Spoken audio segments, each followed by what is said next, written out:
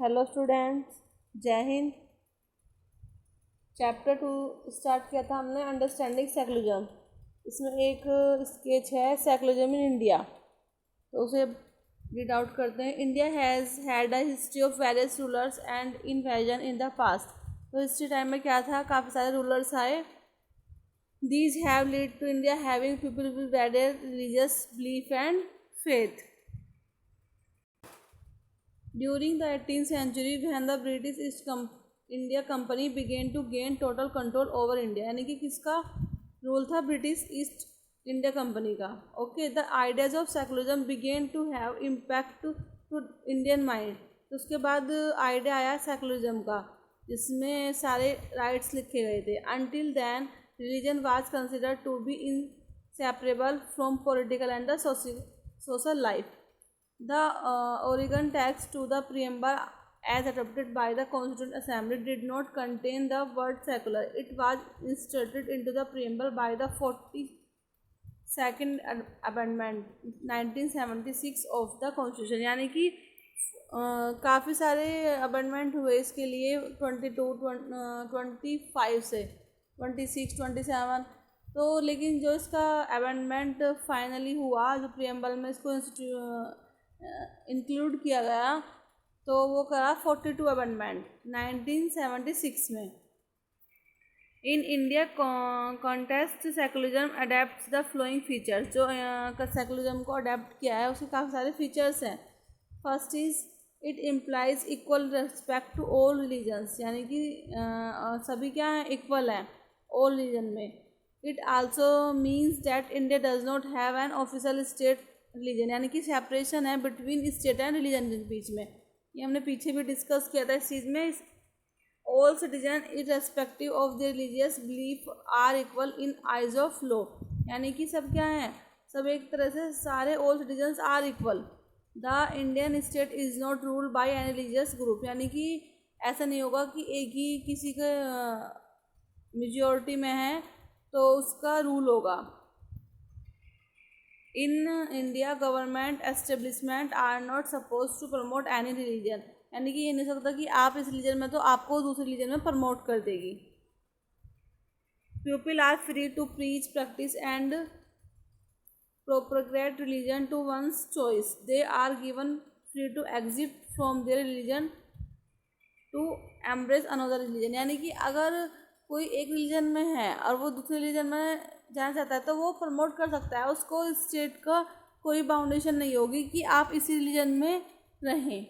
Okay, तो secularism में क्या है, इसमें सारे राइट्स दिए गए हैं कि आप अपने धर्म के प्रति, अपने रिलीजन के प्रति, अपने जैसे भी आपको अपना प्रेयर करनी है, प्रीज करनी है ना, बिलीफ है आपका किसी भी विश्वास, बिलीफ मतलब विश्वास, तो उसमें क्या है, आप अपने अकॉर्डिंग अपना वर्क कर सकते हैं। There is a difference in the interpretations of the secularism in India as compare to some other countries. तो एक डिफरेंस था जिसे एक्सप्लेन किया गया सेकुलरिज्म इन इंडिया के रूप as compare to some other countries. Indian form of secularism is different. जो Indian form था सेकुलरिज्म का वो क्या था, डिफरेंट था from that some other countries like USA, United State of America. The first amendment of US constitution, जो first amendment हुआ US constitution का, prohibits the legislatures from making law respecting an establishment of religion or that prohibit the free exercise of religion. Use of the term establishment means that no religion can be declared as official religion. Thus, there cannot be any interference by the state in the affairs of religious bodies और vice versa, यानी कि किसी का भी कोई भी interference नहीं होगा किसी के भी रिलीजन में। Okay, in India the state does not intervene in religious matter and impose law for the overall improvement of society. This is necessary as many people still upload some harmful belief which had set in centuries ago due to religious ignorance and the superstitious। यानी कि पहले क्या थे religious के प्रति ignorance and superstitious थे. To understand this better let us take the example of old custom of dowry, sati and untouchability practice by some Hindu. यानी कि पहले क्या होता था कि एक अनटचेबिलिटी थी, कि जैसे कि एक इससे माइनॉरिटी के प्रति मेजोरिटी को होता था कि भाई ये माइनॉरिटी लोग हैं, ये मेजोरिटी पीपल्स हैं. तो इस तरह से पीपल्स में ये था कि हमें इससे अनटचेबिलिटी यानी कि कह सकते हैं छुआछूत वाली बीमारी, डावरी सिस्टम था, सती प्रथा थी, है ना. अगर कोई लेडी विडो हो गई तो उसे सती होना था. ये सारी इसमें ओल्ड कस्टम्स थी ये. Okay, the government has institute law to ban. तो इन पर क्या हो गया, सब पर बैन हुआ है. These age old custom which were turning into a social menaces. The British during their rule in India had codified law pertaining to practice within religion on the subcontinent. To this effect, they institute separate law for Hindus, Muslims, Christians, Sikhs, Paris and other as part of their policy. तो इनका क्या होगा, to this they institute separate हो गए law के, for इस तरह से कास्ट डिवाइडेशन हो गया. In during so they led to foundation for a non uniform civil code which remains largely unchanged to this day. Some countries have banned the veils worn by the women of the Muslim community, but India has been more sensitive to pupils' tradition and belief as long they do not harm the other citizen. For example, Madrasa system of the education is in the Muslim community is allowed. यानी कि जो मदरसे होते हैं उसमें क्या होता है, मुस्लिम पीपल्स कम्युनिटी जो होती है वही अलाउ होती है. Any other religion are not allowed. And the Sikh are not required to wear helmets while driving two wheelers while others required to. Okay, एक एग्जाम्पल है, उसके अकॉर्डिंग हम इस चीज़ को समझ भी लेते हैं. तो इस एग्जाम्पल के अकॉर्डिंग हम इसे समझेंगे एक बार. A group of friends who have recently bought scooter are meeting go to for a ride together. तो उन दोनों ने क्या है, स्कूटर लिया है. तब देखिए, एक ने तो हेलमेट पहन रखा है और एक ने पग पहनी हुई है, पगड़ी, है ना. तो इसमें क्या है, ये कहते हैं, hey I hope you have a helmet. You know the law in Delhi requires that you wear one. Why are not improvement of society? This is necessary as many people still upload some harmful belief which had sat in the centuries ago due to religious ignorance and the superstitions. To understand this better, let us take the example of old custom. जो old custom में था, dowry system था, सती का था, untouchability practised by some Hindu. The government has institute law to ban these age old custom which were turning into a social menaces. The British during their rule, जब British का rule था in India में, had codified law pertaining to practice within religious on the subcontinent. To this effect, they are institute separate law for Hindus, Muslim. यानी क्या हुआ, सब separate law बने for Hindus, Muslim, Christian, Sikh, Parsis and other as part of their policy.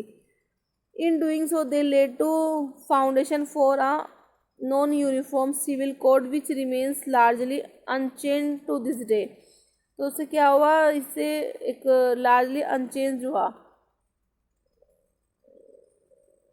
Some countries have banned the veils worn by women of the Muslim community, but India has been more sensitive to people's tradition and beliefs as long they do not harm the other citizen. तो उसमें क्या है कि जो Hindus लोग होते हैं वो ज़्यादा थोड़ा सेंसिटिव होते हैं, तो उन्हें क्या है, वे जो है वे they do not harm the other citizen. वो ये नहीं चाहेंगे कि किसी भी सिटीजन को हमारे से हार्म पहुँचे.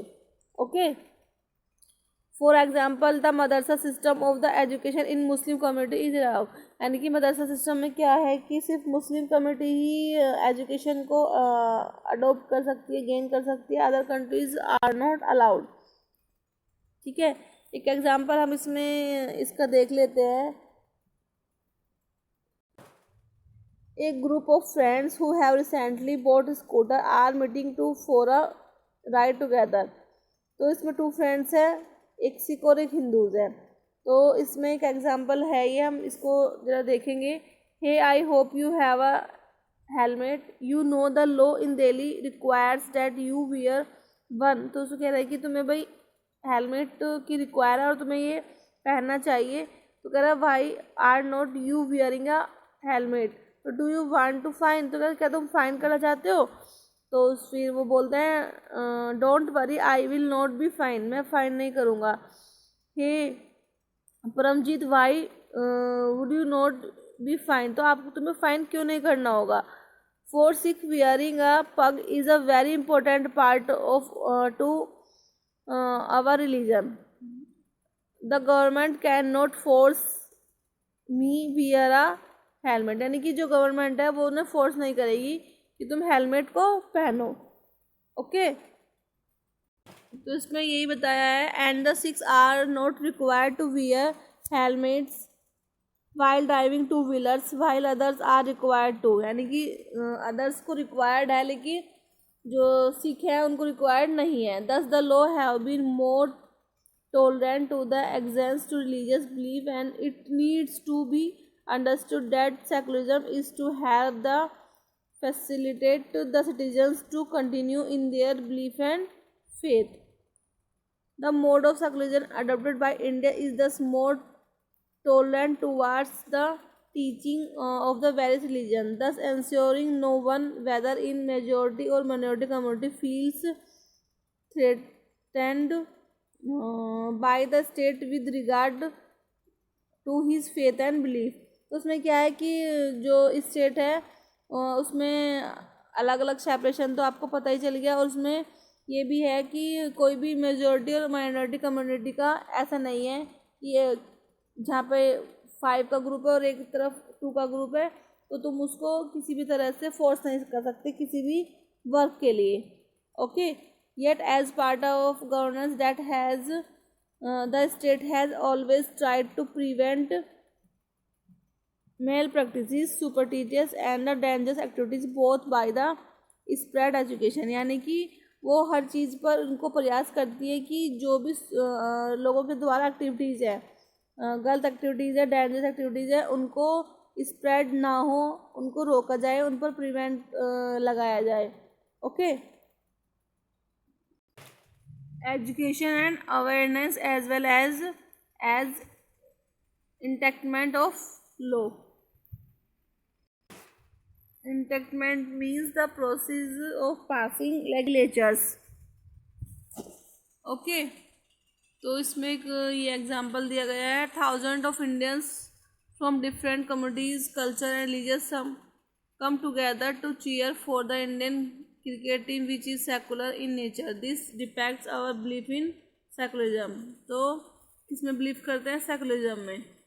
ओके, ये चैप्टर हमारा फिनिश हुआ, तो नेक्स्ट चैप्टर का इसमें पढ़ेंगे।